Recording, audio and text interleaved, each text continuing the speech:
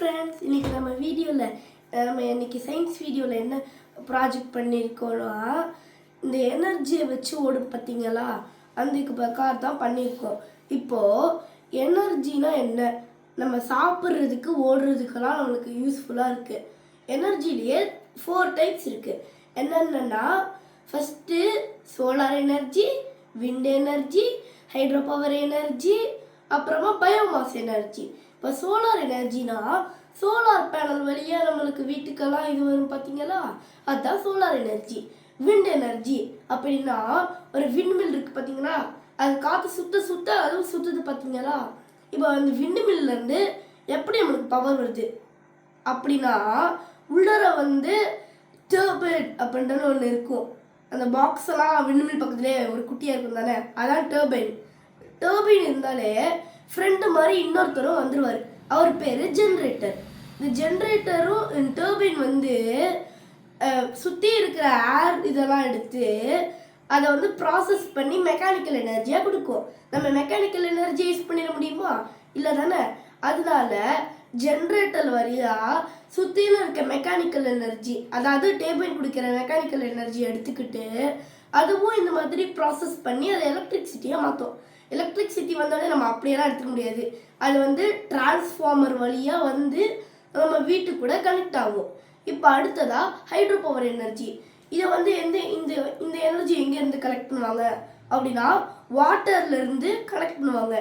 இப்போ விண்மில் இருக்குது தானே, அது இப்படி நேராக நிற்கிது, காற்று இப்படி அடிக்கிறதுனால தானே அது மூவ் ஆகுது. இப்போ அதை அப்படியே ரிவரில் திருப்பி வச்சா இந்த ரிவர் இப்படி ஸ்பீடாக வருமா, அந்த விண்மில்ல இருக்க அந்த பிளேட்ஸ் எல்லாம் படுமா, பட்டோடனே அதை சுற்றும் தானே. சுத்தம் விண்மில்க்கு இருக்கிற அதே கனெக்ஷன் தான் கனெக்ட் பண்ணி விடுவாங்க. இப்போ அந்த டேம்ஸ்லாம் அங்கேயே இந்த மாதிரி விண்மில்லை இப்படி சாய்க்க வச்சுருவாங்க. விண்மில்ஸ் எல்லாம் வச்சுட்டு டேம் திறந்து விடும்போது குடு குடு குடு குடு குடு குடுன்னு வாட்டர்ஸ் எல்லாம் ஓடும் பார்த்தீங்களா.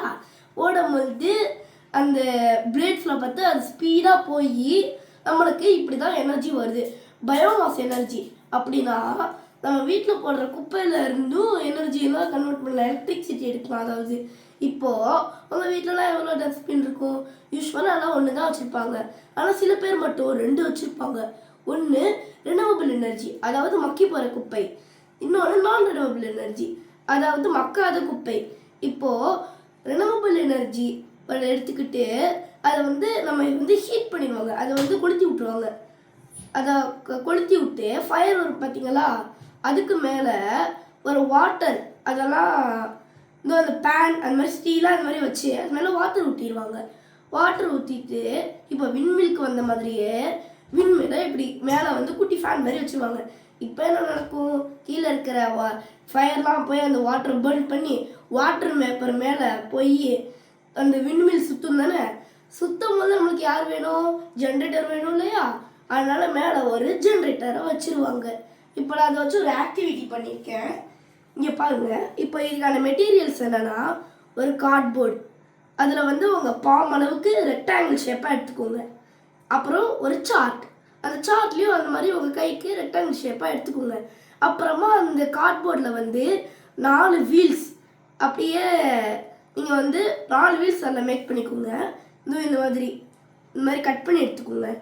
அப்புறமா பூமர் ஸ்டிக் இல்லாட்டி நம்ம ஸ்கியூபர் ஸ்டிக் அந்த மாதிரி அந்த 2 இடத்துல ஏதோ ஒன்று யூஸ் பண்ணிக்கலாம்.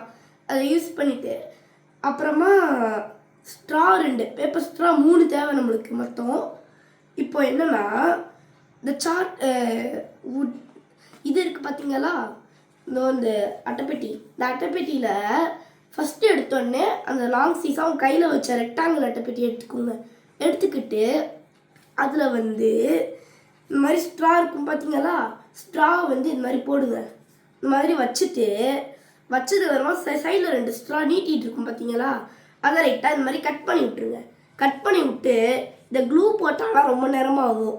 அதனால் பிளாஸ்டிக் செலோ டேப்பை எடுத்து இந்த இடத்துல ஒட்டி விட்டுருங்க.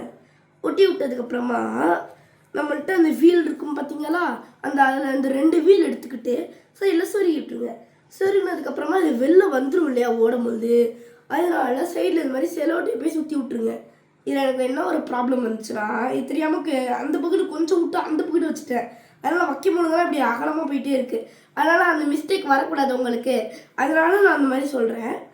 இப்போ வந்து இதே கான்செப்ட் தான் இங்கே ஃப்ரெண்ட்லேயே ஃபாலோ பண்ணணும். இந்த மாதிரி ஸ்ட்ரா வச்சு இந்த இடத்துல வந்து செலோ டேப்லாம் போட்டு, முக்கியமாக அந்த ஸ்கியூர் ஸ்டிக் இல்லாட்டி பூம் ஸ்டிக் இருக்குது பார்த்தீங்களா, அதை வந்து உள்ளே விட்டு அதுக்குள்ளே தான் இந்த மாதிரி வீல்ஸ் எல்லாம் செட் பண்ணணும். இப்போது ஃபைனலாக வந்து இந்த சார்ட் இருக்குது பார்த்தீங்களா, அதை நீங்கள் கட் பண்ணி வச்சிங்க பார்த்தீங்களா, அதை வந்து இப்படி எடுத்துக்கோங்க. அப்புறமா க்ரீட்டிங் கார்டு மாதிரி 2 ஷார்ட் சைடு இருக்குது பார்த்தீங்களா, அதை 2ஆக மடிச்சுக்கோங்க.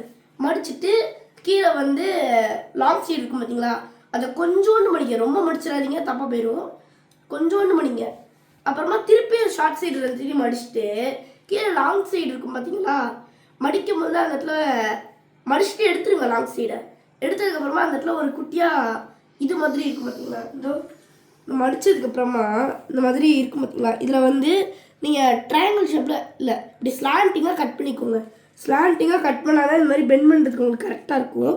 அப்புறமா இந்த கார்ட்போர்டு மேலே இந்த பேப்பரை இப்படி மாட்டி செலோ டேப் போட்டு ஒட்டிக்கோங்க. க்ளூ கூட போட்டுக்கலாம், ஆனால் க்ளூ போட்டால் ரொம்ப காயாது.